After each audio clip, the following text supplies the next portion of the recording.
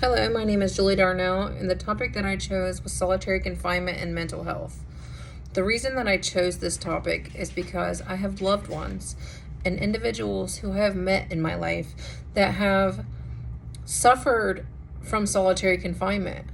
They are now unable to hold a job and they struggle with communication in society.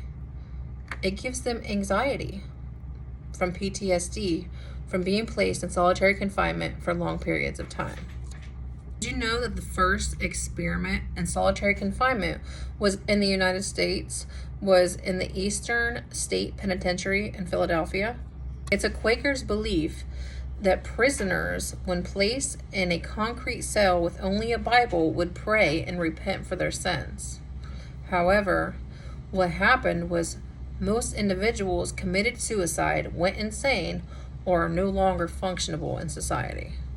And this is why when an individual is incarcerated and then released, it's hard for them to function from the PTSD, from lack of communication. When one is placed in solitary confinement, they barely have any light and no communication. They're cut off from the outside world.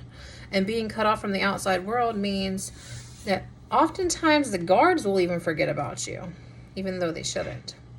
There's very little light at the bottom of the door. They will see light from the crack, and they will see light in the little tray area where their lunch and dinner is served, if they're not forgotten about. In some studies, people who are lonely have been found to have reduced brain volume in the prefrontal cortex. This area of the brain is responsible for decision making and social behavior. And what is most important for inmates once they're released? They need to be able to make decisions properly so they're not back into the prison system. They need to be able to be sociable, to communicate, to hold a job, to keep a job, to even apply for a job. And this is why the recidivism rate is substantially higher in individuals who have been placed in solitary confinement. That's all. Thank you.